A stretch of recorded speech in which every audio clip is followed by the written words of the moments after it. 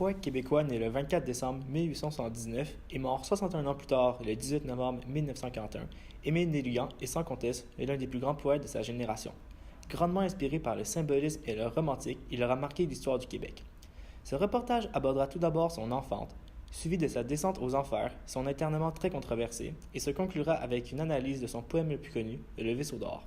Un reportage de Félix Boudreau, Justine Boudreau, Nancy Hamel et Catherine Toupin. Né le 24 décembre 1879 à Montréal, Émile Néligan est le premier fils de David Néligan et d'Émilie Amanda Hudon. Il a deux jeunes sœurs, Béatrice Eva et Gertrude Freda. Émile Néligan a une enfance aisée, ainsi que deux demeures, une maison à Montréal, ainsi qu'une résidence d'été à Cacouna, au Québec.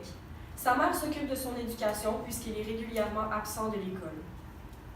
À 14 ans, Émile commence à réciter des poèmes lors d'une séance dramatique et musicale à son école. À 15 ans, il commence son cours classique au Collège de Montréal, mais il échoue dès la première année. Un élève peu motivé, mais intéressé par le théâtre, il est rapidement remarqué pour la poésie qu'il récite, poésie qui est influencée par les poètes romantiques. Concernant ses relations familiales, Émile Néligan est en grande tension avec son père, qui brûle parfois ses écrits lorsqu'il passe devant sa chambre et voit ses papiers griffonnés.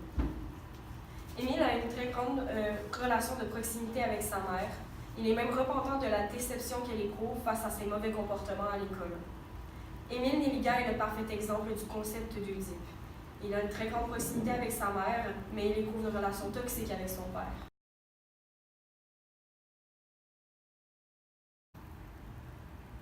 Émile Néligan vit une adolescence particulièrement difficile, caractérisée par un alcoolisme aigu qu'il retient de son père.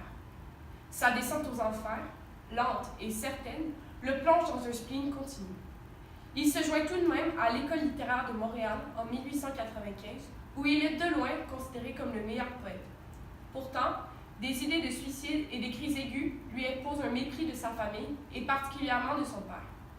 Il lui arrive de s'enfermer des journées entières pour écrire chez l'un de ses amis, Arthur de Bussière, qui est considéré comme étant gay, qui lui approprie une très mauvaise réputation. Ses parents, qui se rendent compte de la situation, se rendent donc chez un médecin et lui le diagnostic de la schizophrénie. Peu de temps après, Néligan est arrêté.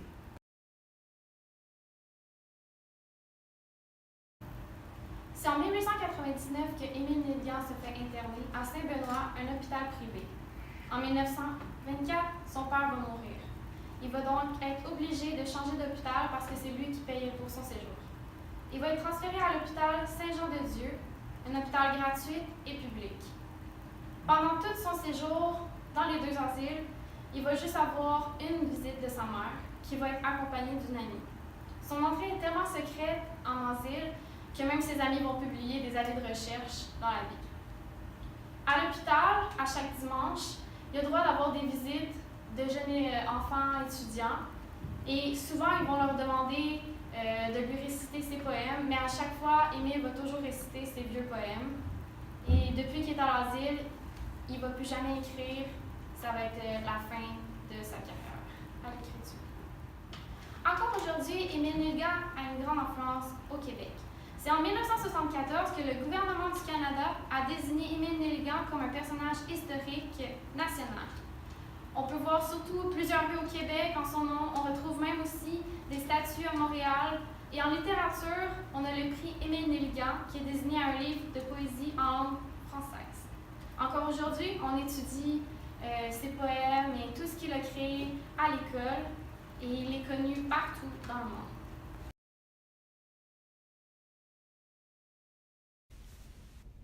Le Vaisseau d'or d'Émile Néligan, 1899.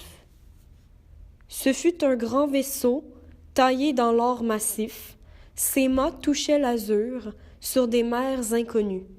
La cyprine d'amour, cheveux épars, chair nue, s'étalait à sa proue au soleil excessif. Mais il vint une nuit frapper le grand écueil, dans l'océan trompeur où chantait la sirène, et le naufrage horrible inclina sa carène aux profondeurs du gouffre, immuable cercueil. Ce fut un vaisseau d'or dont les flancs diaphanes révélaient des trésors que les marins profanes, dégoût haine et névrose entre eux ont disputé, que reste-t-il de lui dans la tempête brève? Qu'est devenu mon cœur, navire déserté? Hélas, il a sombré dans l'abîme du rêve.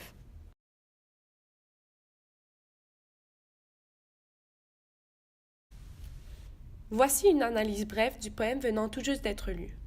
Dans son sonnet Le Vaisseau d'or, un poème divisé en 4 strophes dont 2 quatrains et 2 tercets, et écrit en 1899, Nelligan utilise le vaisseau d'or afin de faire une métaphore de sa propre crise imminente. Il présente dans la première strophe un bateau fort et massif qui semble même invincible. Pourtant, l'état du bateau, qui symbolise Nelligan, se dégrade peu à peu jusqu'à son naufrage. Dès le premier vers, ce fut un grand vaisseau taillé dans l'or massif, l'utilisation du verbe « être » au passé est déjà un élément prémonitoire de sa chute.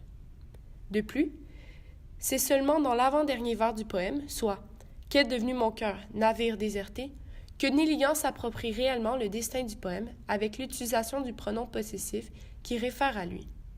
De plus, un champ lexical de mort et de désespoir est aussi facilement perceptible tout au long du poème avec l'utilisation de groupes du nom tels que « immuable cercueil », « tempête brève »,« abîme du rêve »,« océan trompeur »,« naufrage horrible » et « navire déserté ». Ce poème, qui se termine sur une note teintée de désespoir complet, laisse un goût amer en bouche qui représente bien le destin tragique de Nelligan. Émile Nelligan est à jamais considéré comme un plus important poète de l'histoire de la littérature québécoise. Son histoire, comme ses mots, resteront à jamais des emblèmes de notre littérature.